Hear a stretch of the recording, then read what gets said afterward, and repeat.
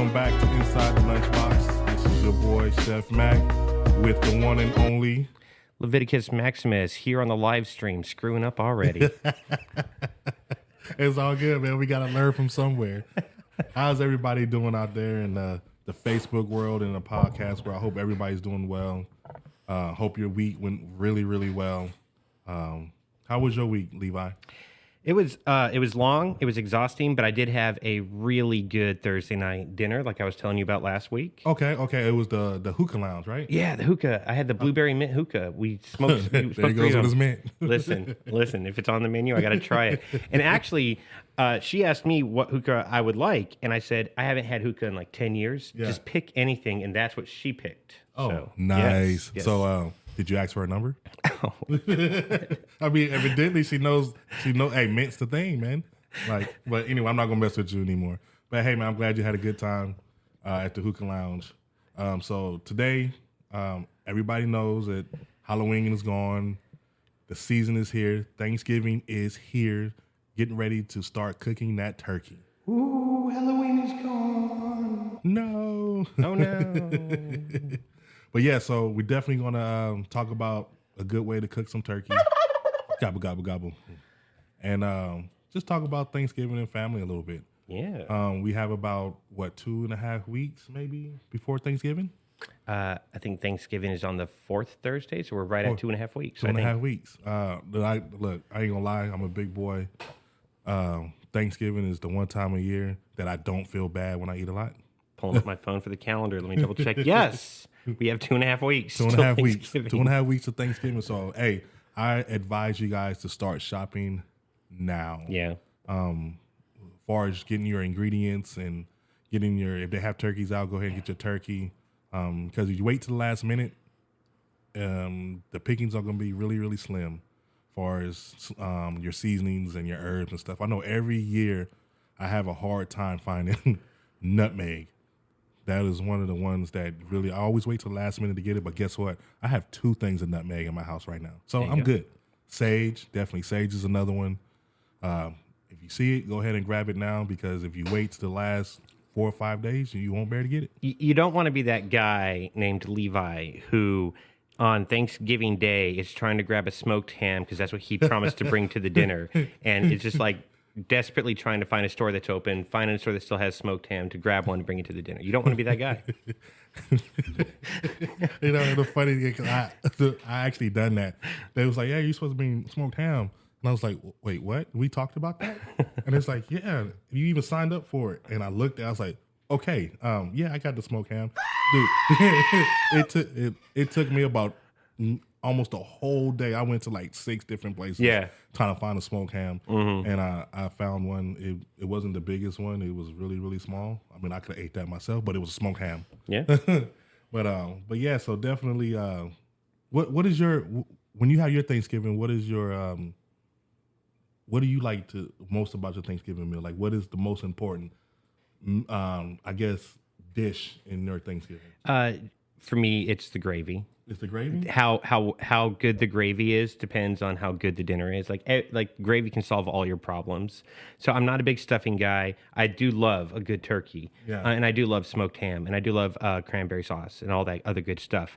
But if the gravy's good, the dinner's good. It's easy. So I do like gravy, but that's not the starter show for me. Even though I do love gravy, don't get me wrong, I love me some really good gravy. But I think for me, it's the macaroni and cheese.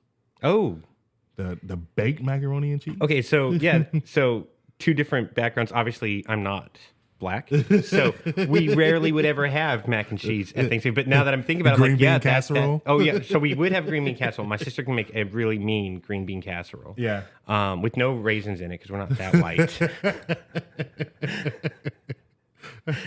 I had to slip that joke in there somewhere. But yeah, no, thinking about it, I'm like, yeah, why didn't we have mac and cheese at Thanksgiving? Yes. Yeah. So soul food is different. So yes, and you know, being in the Black community, we do a lot of baked macaroni and cheese. Yeah. We do collard greens. We do candied yams. Sometimes regular yams. Of course, the turkey, the stuffing. So the big debate is, what's the difference between stuffing and dressing? I don't know that I know enough about it to even have that debate. When I make a turkey, that's not included. I don't make that. Okay, so it's a big debate out there in the world. What is the difference between stuffing and dressing? Goes on a salad. Stuffing goes inside the turkey. So that's what I tell people. I'm like, it's just like it says. Stuffing is inside the turkey, and dressing is you make it and you set it to the side. The dressing. Well, you surround the turkey with it. Yeah, you surround it, right? But either way, if you take that same dressing that's like on a side dish and you stuff it in the turkey, it is stuffing. Because it was stuffed inside the turkey. As one would say. So it's the same thing. It's just whether you're going to stuff it or not. If it's stuffed, it's stuffing. I mean, that makes sense to me, but some people, they got to have their debates. That's how I see it, but so leave your angry comments below. Tell us how wrong we are. Yeah, definitely. Hey, if you're on Facebook right now, you're checking this out, tell us what's the difference, or in your opinion, what is the difference between stuffing and dressing? Yeah. Is there a difference? Or do you use cornbread or do you use bread for your stuffing? Oh man, I've always seen like croutons were ones that were used. I have seen croutons. Yeah, that's why I'm not a big fan of it. Like that was my grandma's recipe, and so I just hated it. You hate your grandma's recipe? Don't show my grandma this. But that particular dressing or stuffing was, I didn't like it as a kid. So as an adult, I never really cared. Yeah, but I would definitely use cornbread. Like I said, in my household, we use Jiffy cornbread, which is a sweet cornbread. But I mean, it just goes so well with the turkey, man. And then with your collard greens, so we have the yams, the collard greens, the turkey. We really don't do too much pork in my family. I mean, we do eat a little bit of pork, but ham is not part of our Thanksgiving dinner. So is cornbread with sugar in it, is that cornbread or is that a muffin? Those are the debates. When you mention Jiffy, I'm thinking muffins. I'm gonna settle this right now. Cornbread is just like it says. Cornbread is made with cornmeal. Right. Muffins is made with flour. Right. So it's not. That's the difference. Yeah, but bread is also made with flour. But bread isn't a muffin. What makes a bread and a muffin a muffin? Sir, cornbread is cornbread. Cornmeal. All right, I'm not gonna judge. If you want to call your sugar sweet treat cornbread, go for it. Hey, look, so this, I don't know, you probably didn't know this. So what we do. We've had this debate before. I think like the very first podcast I was on, I was like, I'm from New Mexico. Like I was adamant, like, no, cornbread is not sweetened. It's not. And I like it both. Okay, I like it both ways. So another way for our Thanksgiving, we take our cornbread, right? Yeah. And we put it inside the greens and we actually mix it in with the greens with our hands. And the older generation, they'll eat the cornbread and greens with their hands. But I think that's normally it. We'll have like a salad. I think one year my mom, she did, instead of turkey, she did Cornish hens. And that was really, really good. But there's one dish that drives me crazy, and my mom doesn't make it. And I only could get it from one place, and I think they shut down, was my squash casserole from, what's the name? Boston Market has the best squash casserole I've ever had in my life. I would literally every year, and they're not even on Loetta no more. I would drive down there and get a large squash casserole because I don't even like squash like that, but that was good. Yeah. So yeah. But yeah. So anything to add? What was your Thanksgiving meal incorporated with? So growing up as a kid, it was just like your traditional like turkey and pies and green bean casseroles, things along that line. As we grew older, my mom has this absolutely incredible green chili chicken enchilada recipe, and it comes out looking they're not rolled enchiladas; they're square packed. Yeah. So it comes out looking like a lasagna, but it's green. Oh, okay. It's either turkey or chicken enchiladas with like cheese and green chili, New Mexico green chilies and stuff, like Hatch green chilies. And so that dish is so freaking good that we started getting away from like traditional Thanksgiving meals, and we're just like, look, Mom, just make the green chili. Yeah, just make it. Just make the green chili casserole. Like it's so good. And that became like a staple for a while, and then even like later years, we would start doing Steaks. My dad can make a really mean medium rare, of course, as all steaks should be. Steaks. And so we would start to the point where like we would have a steak dinner for Thanksgiving. Just different things. We weren't like we swapped around the traditional dishes quite a bit. Yeah, that's something that I've been wanting to try. I'll probably do it this year. I had a friend, I think they barbecued for Thanksgiving a couple years back. They did deep fry a turkey, or they smoked the turkey. I think they smoked the turkey, but they did a whole barbecue feast. I'm talking about they had the whole spread. They had the ribs, the brisket, the chicken, the turkey, and I think that's what Thanksgiving is about, man. Yeah. Like, yeah, we have our traditions, and people are so stuck on traditions. Like, it's not about that. At the end of the day, it's about bringing your family together, right? Yeah, it's about bringing family together, friends together. Reflecting on the last year. Yeah. Glad that we're all still here. We're all still together, and having a good meal. Exactly. So I definitely say that, step outside the box, man, and do something different for your traditional Thanksgiving. Yeah. And have a pumpkin pie, of Have course. I'm a pecan pie person. Give me a pecan pie. We're not having this fight right now. Look, I don't do pumpkin pie, but here's the thing. Look, so in my family, in the black community, sweet potato pie is the thing, right? Right. No, I'm good on the sweet potato pie. Give me a pecan pie or a key lime pie or a cheesecake, and I'm good to go. Oh, okay. So my sister makes a really mean cheesecake, so you'd be happy with hers. Oh, well, hey. Really, really mean cheesecake. Yeah, so I don't do sweet potato or pumpkin pie. And I keep saying my sister. I have like 4 sisters. I come from a big family. So one of my sisters makes a really good cheesecake. Oh, okay. So when I have like my kids' grandmother, she's in Louisiana. She actually made the first sweet potato pie that I have ever like actually had more than one slice. And I don't know what she did with it. I don't know how she cooked it. She would never tell me the recipe, but it was the best sweet potato pie. And to this day, I probably will only eat her sweet potato pie. Now, I've heard of sweet potato pies, but those aren't super like usually we have like a sweet potato casserole or something like that, but those aren't super, I guess, popular in white communities because I've never had a sweet potato pie. It's a pumpkin pie. Yeah, because pumpkin pies are good. Pumpkin pies. No, you know what? I would do an apple pie. Yeah, apple pie, cherry pie, pumpkin pie. Dude. I'll take a slice of a pecan pie. I will. But pumpkin pies, they're good. Yes. Put some sour cream. Sweet, not sour, whipped cream. Put some whipped cream on top. No, sorry, yeah. So for me, apple pie, I like to take, like, for me to eat apple pie, I want it like right out of the oven. Yeah. And I want it on my plate, and I want to take the hardest frozen vanilla ice cream and sit it right on top and just let that just drip all the way down into the cobbler. The cobbler and just let it and just sit there and just be a bigger fat kid than I already am. Yeah. So I mean, you have to keep the pounds on in the winter to stay warm. It's true. It's true. So that's the Thanksgiving is definitely the one time a year where I just be like, forget it. You're gaining 3 pounds that week. It's just a fact. Just deal with it. Yeah, and man, I've been so right now, effective January 1 of this year. I actually started planning to lose weight. Okay, right. So I'm working on my 2026 body, but I'm starting January 1. So I got about two more years to work on it. There you go. Yeah, we all have to have goals. It's a slow process, so I'm working on it. Yeah, my 2026 body, I'm gonna be ripped.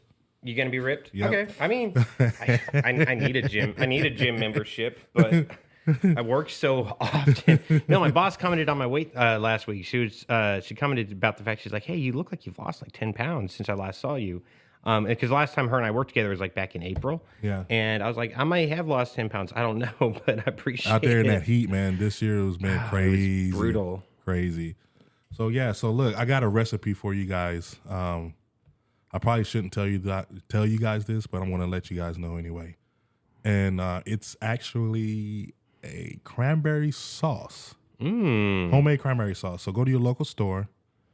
It doesn't matter as long as they're whole, fresh cranberries. I think they come in like a 2.5 pound bag or whatever. And get you some cinnamon sticks and some orange marmalade. Ooh. Of course, some sugar. And I put a little bit of vanilla and maybe some nutmeg in there. And what you do, you come back, picture your stove on like a low heat. Throw your water. Throw about a half a cup of water in there, a cup of water in there. Throw your cherries. I mean your cranberries in there, and you let it break down. So it's a process. So let it break down, let it heat up, and it's gonna start blistering up. And then you put your sugar in there and you stir it, and you just let that just simmer. And what it's gonna do is gonna take the gelatin out of the cranberry, and it's gonna cause it to thicken up as a jelly or a jam, right? And once it gets to that point, you take your cinnamon stick and you throw your cinnamon stick in there, and you let your cinnamon stick, or I like cinnamon sticks because the taste is fresher, but you could use this regular ground cinnamon, put it in there if you want, but I throw about 2 cinnamon sticks in there, and I let that simmer for about maybe 20 minutes. Just let it sit up, just let it slow cook. And once it becomes like a jam and it simmers down, you cool it down, then you put it in your refrigerator and you let it, 24 hours, bring it back up. Bring it back out and it's ready to serve. Sounds good. And my mom loves it. Like, she doesn't eat any more of that canned crap that we've been eating, that I grew up on all these years. So I'm actually looking forward to this Thanksgiving this year with my mom. Heck yeah. Yeah. And save me some of that cranberry sauce. I got you, man. I got give you. Me like a small bowl. Matter of fact, I'll probably make some here real soon. Since we're starting to get everything up and running with the live and everything like that. So I might actually do a little segment on it and show you guys just a little holiday treat to have. And it's really, really delicious. And the good thing about it, you can control how sweet you want it, how tart you want it. Right. And you could do more to it. Like, you could put a little vanilla in there, you could put a little bit of nutmeg in there. Like, you could do so much with it, whatever your soul desires, with the cranberry sauce. Yeah. So I'll take that cranberry sauce and I'll put it like right next to my pumpkin pie. But yeah, so there you go. I'll post the recipe. So I really don't have like an actual recipe, like 1 cup this, 2 cups that, 2 tablespoons this. Every time I cook, I always cook to taste.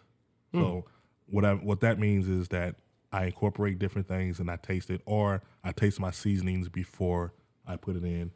And then I see what they taste like together, and then I put those seasonings in. He licks the cinnamon stick before he puts it in the bowl. The whole cinnamon stick, guys. Not just half of it, the whole cinnamon stick.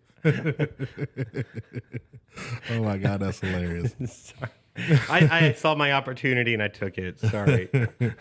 So yeah, man. So definitely for all you guys out there that's on Facebook, tell us what your favorite dish is Thanksgiving. Like, what do you look forward to? Like I said, mine is the mac and cheese.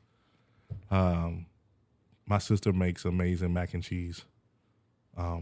So did your family ever watch like the Thanksgiving games at all? Yes, we do watch the football games. Yes. But here's the thing. I'm a big Texans fan. Yeah. But it's just something about the Cowboys and the Washington Redskins playing on Thanksgiving. Yeah. I don't know if that's kind of like controversial or whatever. I'm sorry. They're not the Washington Redskins anymore. I'm so sorry. They are called the Washington Commanders. The Commanders. But every year, the Commanders and the Cowboys, when I was growing up, they would have the 5-legged turkey. Yeah. Or it was six-legged turkey. Yeah. The 6-legged turkey. I remember that. Yeah. And for the longest time, when I seen it, I was like, does that turkey really have 6 legs? I remember asking my dad. I must have been like 8 or 9 years old. I'm like, how do they find this 6-legged turkey to do this with? Where do they do that? Like, they eat And then my that? dad was like, listen, they just take legs off of other turkeys and they put it all together. And I'm like, okay, so who's having a turkey on Thanksgiving without legs? Without legs. Like, where are the turkeys they're getting these legs from? It really, because the drumstick is my favorite part of a turkey. Right, so I just couldn't imagine, like, he's like, you're overthinking this. Yeah, I'm returning my turkey. It's missing 2 legs and a thigh. Yeah. And even if they said afterwards, like, no, it was donated to the Cowboys. I'm like, I don't care. I want those turkey drumsticks. Right. So yeah, when I was growing up, I always wondered, like, for a while, I think I did ask my dad, was like, is that like genetically modified turkey or? Oh yeah. Like, where did they get it to see? They're like, no, they put legs on it. I was like, oh, okay. What the way we thought, or the way that we used to think as a kid, it's crazy. Yeah, I mean, it's crazy. But I used to enjoy sitting down with my dad. Yeah. Watching the at the time, the Washington Redskins, now the Commanders, play football on Thanksgiving. Yeah, it was always the Cowboys and the Detroit Lions. If I remember, there was always 2 games back in the day. Yeah, 2 games. Now they've added a third one for like the AFC or whatever. Yeah. So I that's definitely a tradition for us. And you know, one thing I miss, and they brought it back one year, and it's kind of off topic. But remember, are you ready for some football? The Monday Night Football. Monday Night Football used to have like a whole theme, and I think for a while there, for like every year they would have like a new person come out and sing a new song or something. Or am I imagining that? No, I think you're imagining that one. Okay. But it was one guy.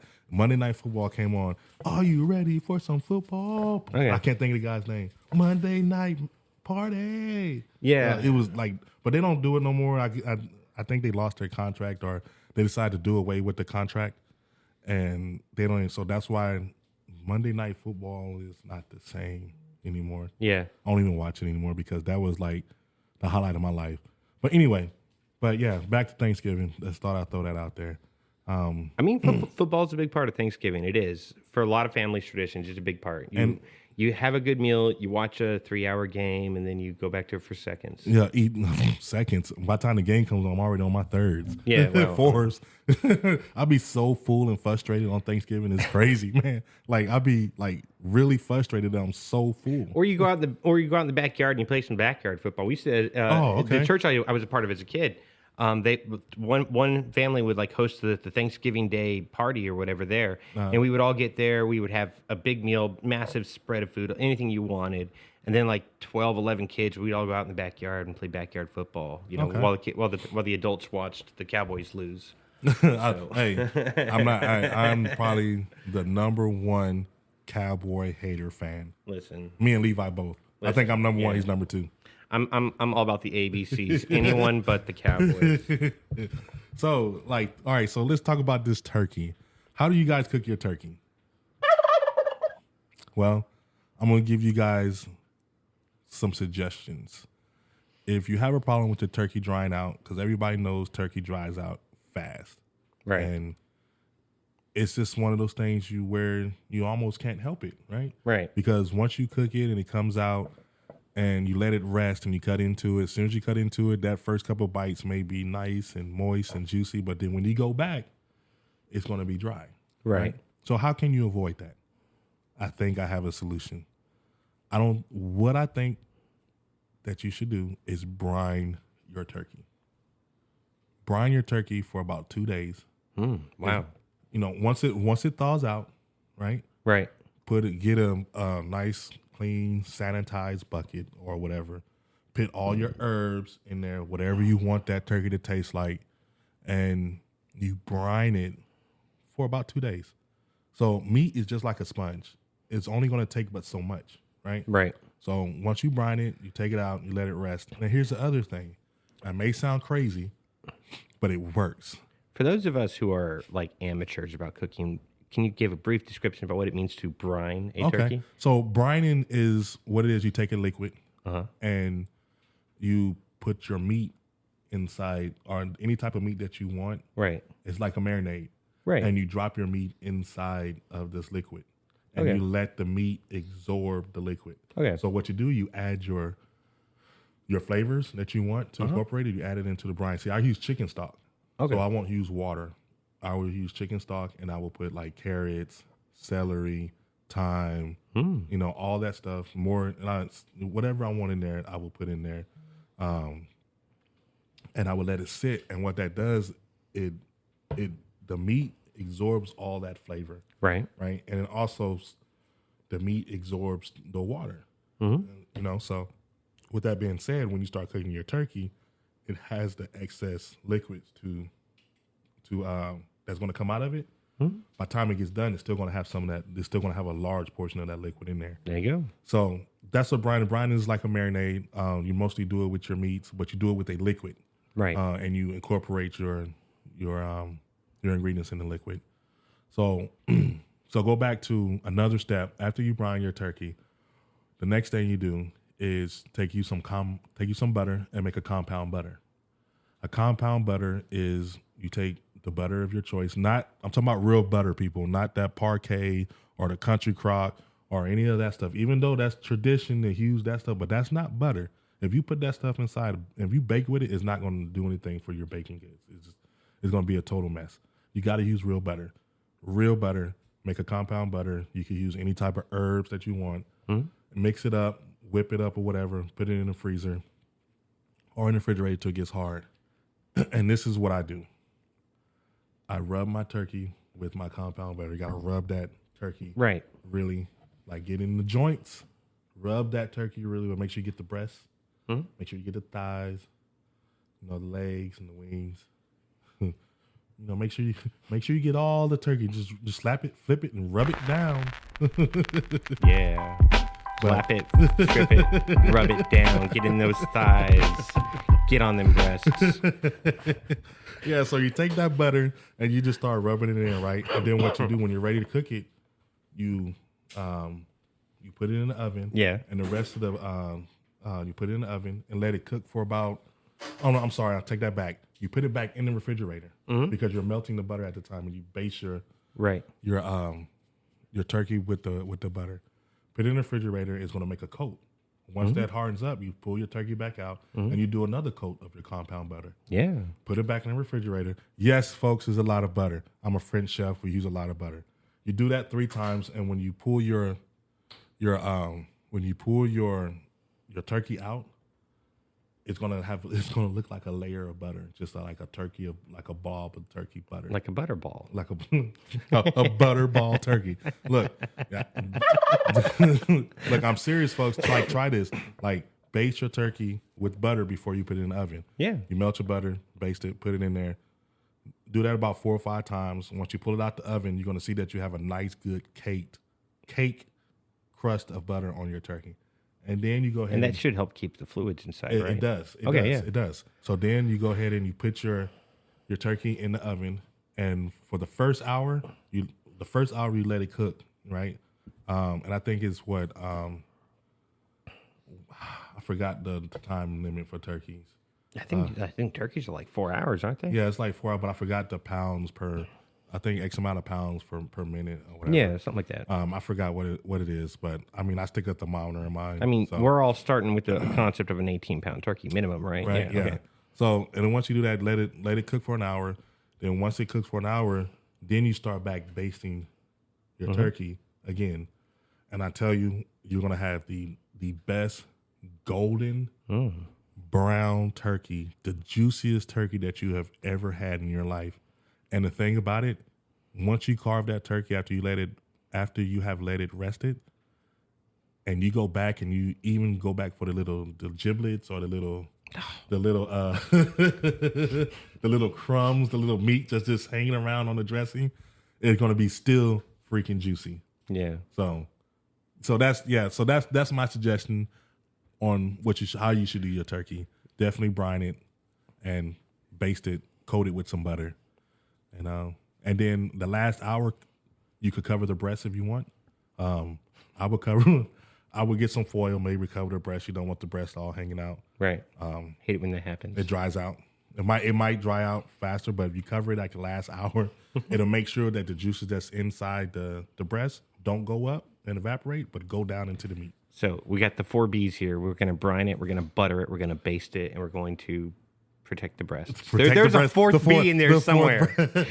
Oh, you know what? I like that. The 3 B's: brine it, butter it, and baste it. There you go. Hey, I like that. So that's what you're gonna do with your turkey: brine it, butter it, and baste it, and make sure the last B you cover the breast. Yeah. Save the tatas, ladies and gentlemen. Yeah. So, but yeah, folks, definitely. Thanksgiving is around the corner. Make sure you spend time with your family. If you're anywhere close to your family, go see them. This is a time of the year that we should definitely come close together as a community, as human beings, and just love each other. Spread love around the world. Don't be scared. Don't be shy. And if you're out there and you see somebody that's in need, definitely help them. Invite somebody to your house. I challenge you guys, if you can, to invite somebody that's less fortunate into your home and have a good Thanksgiving with the person or the family. And I'm telling you, you will definitely be blessed. So definitely check us out on our Facebook page. Check us out on our TikTok. Check us out on our podcast, Inside the Lunchbox, for all of them. And let us know what you think in the comments. So, yeah, you guys are awesome. Love you guys. See you next week.